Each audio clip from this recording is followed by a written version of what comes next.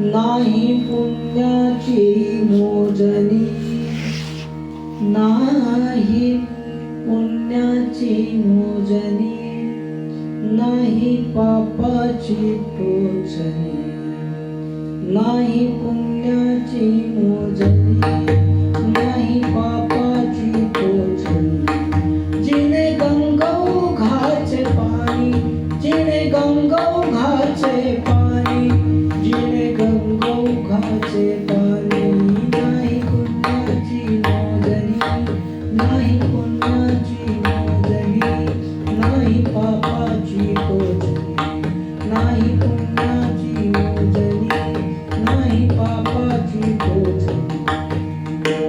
कशाचा न लाग भाग, कशाचा न पाठलाग, कशाचा न लाग भाग, कशाचा न पाठलाग. आम्ही हो फुलांचे पराग, आम्ही हो फुलांचे पराग, नाही पुण्याची मोजणी, नाही पुण्याची मोजणी, नाही पापाची टोचणी. जिने गंगोघाचे पाणी, जिने गंगोघाचे पाणी, जिने गंगोघाचे पाणी, नाही पुण्याची मोजणी, नाही पापाची टोचणी. आम्हा नाही नाम रूप, आम्हा नाही नाम रूप, आम्ही आकाश स्वरूप, आम्ही आकाश स्वरूप. जसा निळा निळा धूप, जसा निळा निळा धूप, नाही पुण्याची मोजणी, नाही पापाची टोचणी, नाही पुण्याची मोजणी, नाही पापाची टोचणी. जिने गंगोघाचे पाणी, जिने गंगोघाचे पाणी, जिने गंगोघाचे पाणी, नाही पुण्याची मोजणी, नाही पापाची टोचणी, नाही पुण्याची मोजणी, नाही पापाची टोचणी. तुझे गळ्या पाना फुला,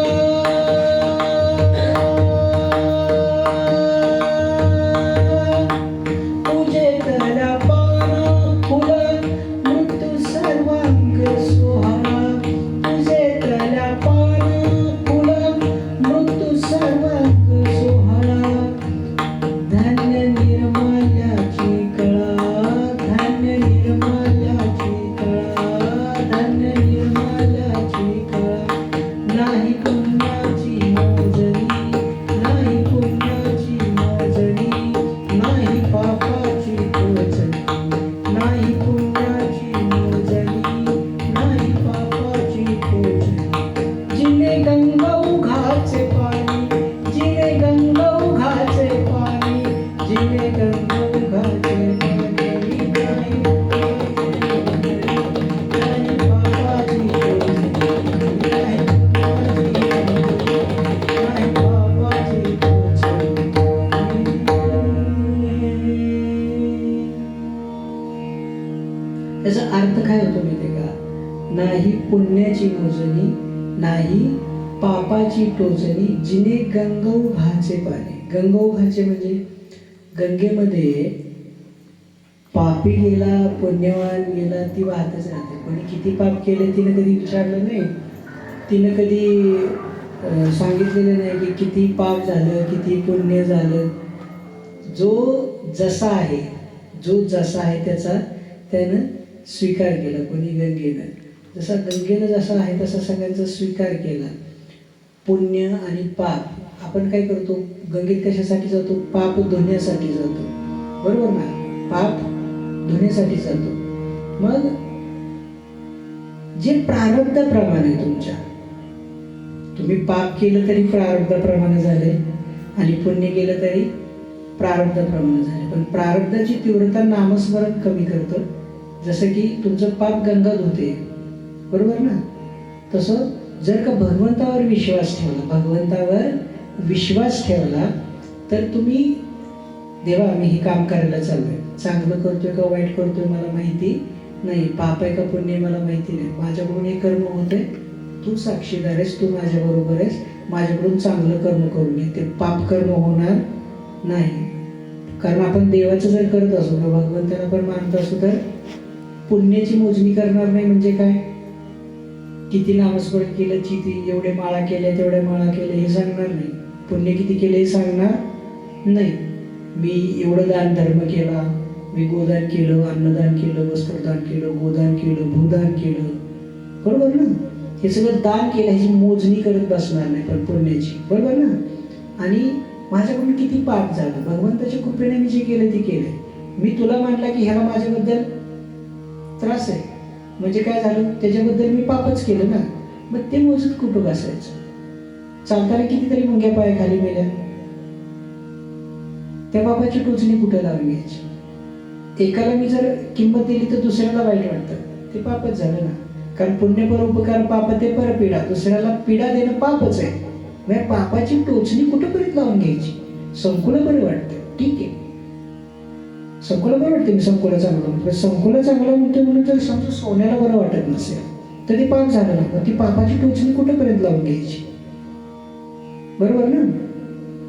ना पुण्याची मोजणी, किती पुण्य केलं, किती लोक आली, किती अन्नदान झालं, किती लोकांना किती काय मिळालं, नो वे, गरज नाही. कितीतरी लोकांना काहीतरी मिळत गेलं, पॉझिटिव्ह मिळत गेलं, निगेटिव्ह मिळत गेलं, जे मिळत गेलं भगवंताची कृपा. पुण्य मिळालं तरी कोणाची कृपा, भगवंताची कृपा. आणि माझ्या हातून जे काही पाप घडलं त्याचं सुद्धा श्रेय सगळं त्यालाच. कारण माझ्याकडून जे काय घडतंय, मी न्यूट्रल असेल तर जे घडतं ते भगवंताच्या कृपेनं.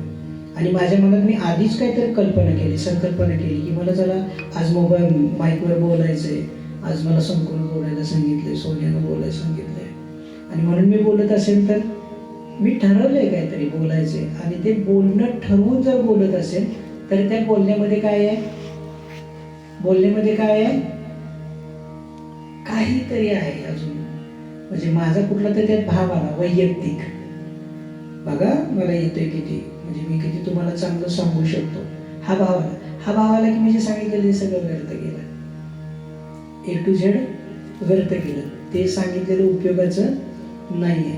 मग काय करावं लागेल, भगवंतच सांगतोय, भगवंत बोलतोय, तो करून घेतोय.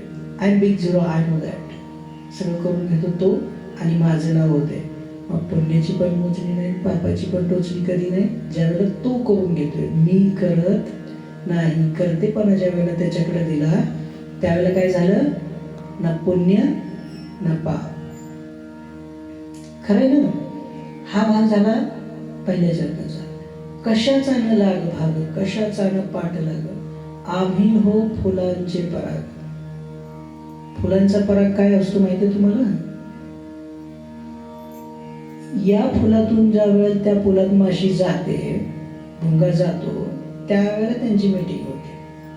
त्याला माहित नाहीये, त्याला माहित नाहीये की काय होणार आहे, त्याला काय माहित नाहीये की मला कधी माझी मीटिंग होणार आहे, पुंकेसर स्त्रीकेसर कधी मीटिंग होणार आहे, हे त्याला माहिती नाहीये, बरोबर ना. मग तो फुलांचा पराग म्हणजे काय, तो निवांत आहे. आली मीटिंग तरी ठीक आहे, नाही झाली तरी ठीक आहे, माझं बीज वाढलं तरी ठीक आहे, माझं बीज कमी झालं, कारण माझं मीटिंग कोण करून घेणार आहे, भुंगा. म्हणजे कोण, भगवंत. लक्षात आलं का. मी पाठलाग केला, वस्तू व्यक्ती संपत्तीचाच पाठलाग केला ना आयुष्यभर. कशाचा पाठलाग केला, वस्तू व्यक्ती संपत्ती. मला आवडणारी व्यक्ती मिळाली की मला आनंद वाटला, मग ती मुलगी असेल, मुलगा असेल, बरोबर ना, पाहुणे रवळे असतील, कोण बिझनेसमॅन असतील, बरोबर. याचा पाठलाग नाही करायचा, ज्याला गरज आहे तो येतोय तुमच्याकडं. तुम्हाला कुठं जायची गरज, कशाचा ना पाठ लाग भाग नाही, कुणाच्या बरोबर लागे बांधे नाही. लाग भाग नाही म्हणजे काय नाहीये, लाग भाग नाही म्हणजे काय, नात्यात असून कुणाच्या बरोबर मी नात्यामध्ये नाही. कशाचा न लाग भाग, कशाचा न पाठ लाग, ना व्यक्तीचा, ना वस्तूचा, ना संपत्तीचा. मी कशाचाच पाठलाग करत नाहीये. मग फुलांच्या परागासारखं मी निवांत निवांत, शून्य शून्य शून्य, शांत आहे, शांत आहे, शांत आहे. मला काहीच नको आहे, काहीच नको आहे. ही स्थिती काय करते? तुम्हाला जिथं प्लांट करायचं तिथं भगवंत प्लांट करतो. आज जसे तुम्ही सगळे इथं प्लांट झालाय, हो, आणि माझ्या पुढे हा माईक तुम्ही प्लांट केला, बरोबर ना? हे प्लांट केलेले तुम्ही, पण हे प्लांट तुम्ही केलं असं तुम्हाला वाटतं, पण प्लांट करणार कोणतरी आहे. त्याच्या इच्छेशिवाय जर पान हलत नाही ना, तरी बोलणं सुद्धा त्याच्या इच्छेशिवाय होत नाही. आम्हा नाही नाम रूप, आम्ही आकाश स्वरूप. मी नेहमी सांगतो की नामाचा तुमचा जर विचार केला तुम्ही, तुमच्या पूर्ण बॉडीतल्या कुठल्या पार्टचं नाव आहे? तुझं नाव काय आहे? सोनू. सोनू. कुठल्या पार्टचं नाव आहे सोनू? केसापासून नकापर्यंतच्या सर्व पार्ट्सला तुमचं नाव आहे, बरोबर ना? A to Z सर्व पार्ट्सला नाव आहे. मग कुठल्या पार्टचं नाव सोनू आहे? आम्हा नाही नाम रूप. तुझं लहानपणीचं रूप कसं होतं रे? सोनू असं होतं. आता सोन्या, सोन्या साहेब होईल थोड्या दिवसानं. हे म्हाताऱ्या, शेवटी तुमची रूप कशी झाली? पहिलं रूप छोटं होतं, बरोबर ना? बालरूप होतं. नंतर प्रत्येक जे रूप आहे हे रूप कसं झालं? लक्ष दे इकडे बाळा. ए बाळा, पुढे लक्ष दे, बघू नको तिकडे. काय करतात करू दे. आम्हा नाही नाम रूप, आम्ही आकाश स्वरूप. आकाशाचं स्वरूप बघितलं का रे तुम्ही कधी? कसं आकाशाचं स्वरूप? जसं समुद्र बघायला गेलो तर नुसते आपण वरच्या लाटा बघतो, पण त्याच्याबरोबर जर आपण समरस आलो तर आपण समुद्र बनतो. तसं आकाश स्वरूप, शून्यत्व म्हणजे आकाश स्वरूप, शून्यत्व म्हणजे आकाश स्वरूप, ब्रह्मांड स्वरूप, ब्रह्मांड स्वरूप. ते स्वरूप खूप आवाढव्य असतं, शब्दांच्या पलीकडचं. शब्दांना ते अवगत नाही. त्याच्यासाठी अविच्छिन्न तन्मयता लागते. कोणाबरोबर? आपल्याच आत्म्याबरोबर, आपल्याच स्वतःची तन्मयता म्हणजे मन बुद्धी शरीराची त्याच्याबरोबर झालेली तन्मयता. हो, कारण आपण बाह्य स्वरूपाशी जर तन्मय झालो, व्यक्ती, वस्तू आणि संपत्ती, तर आपल्याला ते समजणार नाही, बरोबर ना? त्यामुळे तिथं जर लक्ष दिलं तर आपलं नाम रूप हा भागच राहत नाही. आपणच विसरतो आपल्याला. आरशात तुम्ही बघता, त्याला प्रतिबिंब म्हणता ना? आरशात आपण बघतो, त्याला का नाव नाही रे? आरशात दिसतो तो पण सोनूच आहे, आणि आरशाच्या बाहेर येतो पण सोनूच. मग आपल्याला प्रतिबिंब का म्हणायचं? तसंच आपल्या हे शरीराचं आहे, आपलं जे शरीर आहे, ह्या शरीराचा बाह्य भाग मन बुद्धी शरीर आहे. आणि हे मन बुद्धी शरीर चालतं कशावर? आत्म्यावर. आत्मा नसेल तर मन बुद्धी शरीर नेऊन त्याचं दहन करतात, बरोबर ना? मग त्या मन बुद्धी शरीराच्या परे जो आहे आत्मस्वरूप आहे, तो नाम रूपाच्या पलीकडे, तो निर्गुण आहे. आम्हा नाही नाम रूप. मग नामरूप कोणाला आहे? नामरूप कोणाला आहे तुम्हाला? तुमच्या शरीराला नामरूप आहे. नामरूप कोणाला आहे? शरीराला आहे. सोनं नाव कोणाला आहे? शरीराला, बरोबर ना? नाम शरीराचं, रूप शरीराचं, बरोबर. मग आम्हा नाही नामरूप म्हणजे कुणाला नाही? आत्म्याला. आत्म्याला नाम पण नाही आणि रूप पण नाही आहे. तो कसा आहे? निर्गुण, निराकार चैतन्य, ब्रह्मचैतन्य, सच्चिदानंद स्वरूप असा तो आहे. आम्हा नाही नामरूप, आम्ही आकाश स्वरूप. आकाश निळं आहे, बरोबर ना? हां, आणि आकाशात धुपासारखेच ढग आहेत, जसा निळा निळा धूप, बरोबर ना? हां, मग ते जर लक्षात आलं की आम्हा नाही नामरूप, मग मी कोण? हू एम आय? बरोबर ना? मी कोण? या गोष्टीवर आपलं कॉन्सन्ट्रेशन झालं की मग लक्षात येतं की मी ना शरीर आहे, ना मन आहे, ना बुद्धी आहे. मी कोण आहे? अहम ब्रह्मास्मी. अहम ब्रह्मास्मी. ज्ञानानं म्हणणं आणि खरोखर जाणणं याच्यामध्ये खूप फरक आहे.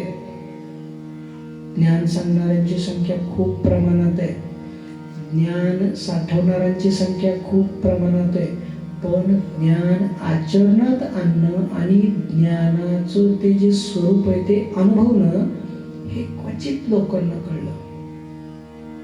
सगळ्यांना ते समजलेलं नाही.